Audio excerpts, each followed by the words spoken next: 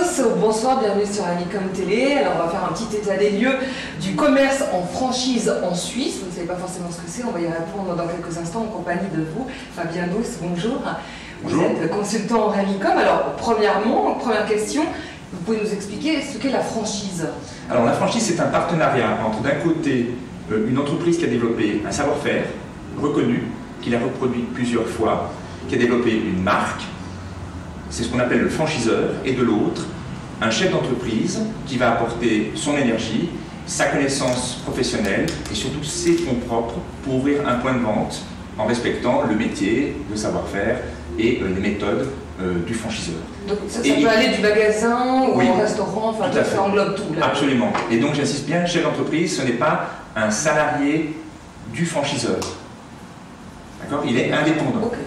Malgré tout, mais avec des clauses, des choses à respecter. Exactement, sinon, tout à fait. Alors combien y a-t-il de réseaux de franchise actifs en Suisse en fait? Alors je ne suis pas l'office fédéral de la statistique, mais en gros on peut dire qu'entre des réseaux qui ont quelques implantations en Suisse, quelques dizaines d'implantations ou plusieurs centaines d'implantations, parce qu'il y a des réseaux très importants en Suisse, ça fait à peu près 100 réseaux différents. Et dans quel domaine on retrouve ces 100 enseignes? Alors principalement, celui qui se taille la plus grande part du lion, c'est les franchises de distribution assimilées à des franchises du commerce, c'est-à-dire tout ce qui est bien d'équipement de la personne, habillement, lunettes, sac à main, maroquinerie, etc. Tout ce qui est aussi bien d'équipement pour l'habitat, c'est-à-dire marchand de meubles, ameublement, décoration, enfin vraiment le commerce dans sa plus grande largesse.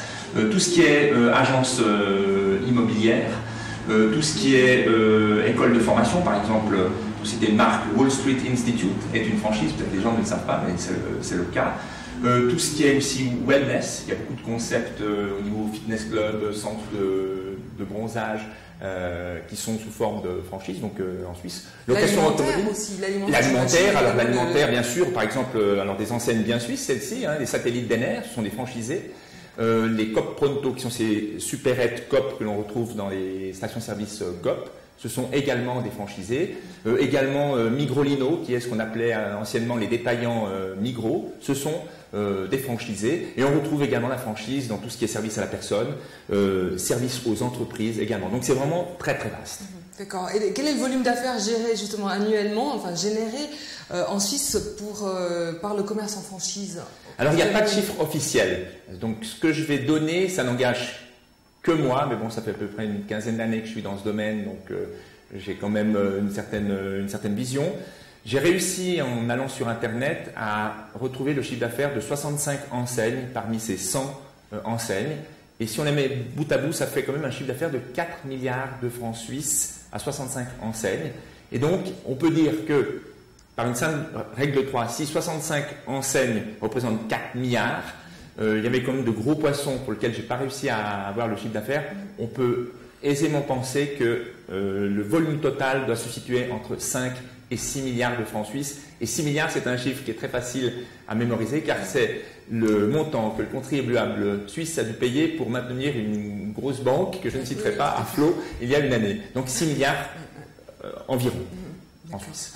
Et pour conclure cet état des lieux donc de la franchise en Suisse, pouvez-vous nous citer une spécificité du marché suisse? J'imagine que ça ne fonctionne pas forcément comme dans les autres pays d'Europe peut-être. Alors, je vais citer 3 spécificités. La première spécificité, elle est propre à notre culture, c'est le trilinguisme.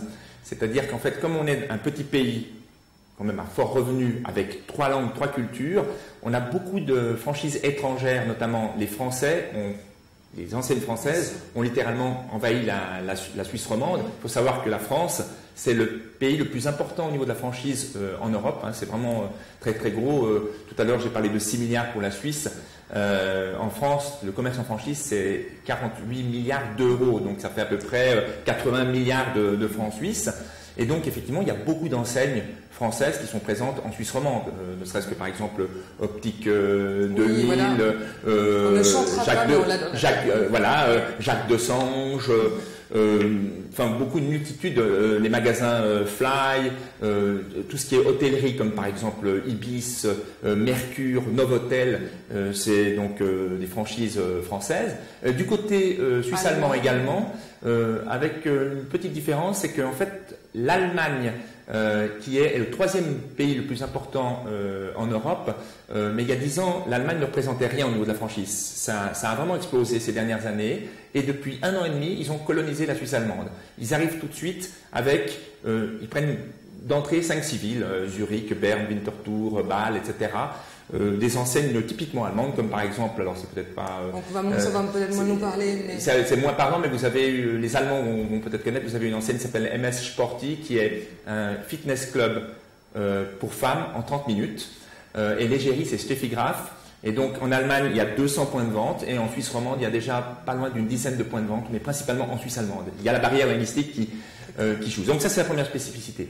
Deuxième spécificité, c'est qu'on voit que pour des métiers qui sont connus ou reconnus, comme par exemple les coiffeurs que j'ai cités, les opticiens, les agences immobilières, donc des métiers qui sont bien ancrés, disons, dans la mémoire collective des gens, eh bien ce sont des enseignes qui se développent à vitesse fulgurante. Si je reprends l'exemple d'Optique 2000, c'est des gens qui sont arrivés il y a moins de 10 ans en Suisse romande, mais ils ont ouvert en moins de 10 ans pratiquement 50 magasins Optique 2000, rien qu'en Suisse. Donc prise de marché très très rapide. Puis alors le 3e point, et ça c'est aussi une spécificité suisse, je pense, c'est que les poids lourds de la grande distribution suisse s'intéressent à la franchise.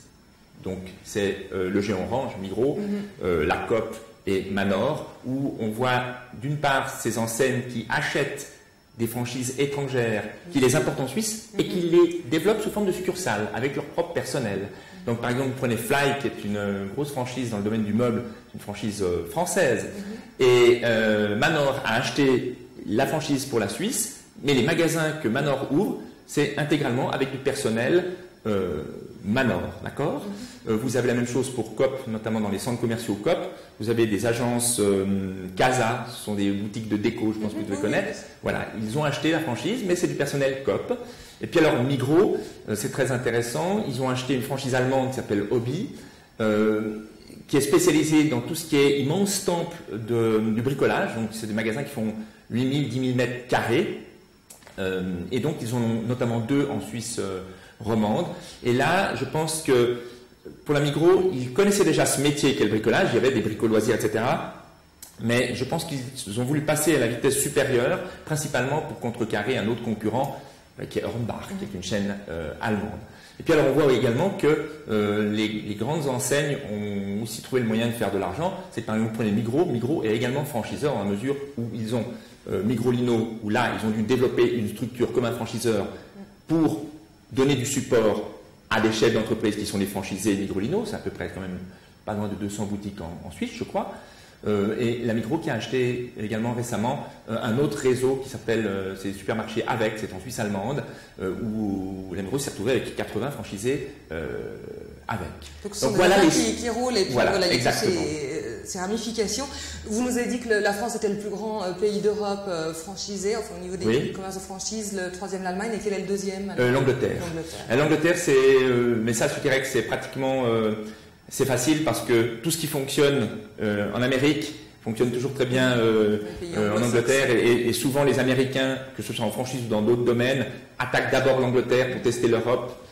Et donc voilà. Et juste pour la dernière zone limitrophe, l'Italie, est-ce que ça fonctionne également beaucoup? Oui, ça marche très fort. La franchise en Italie marche très très fort avec beaucoup. Alors c'est un marché que je connais moins bien.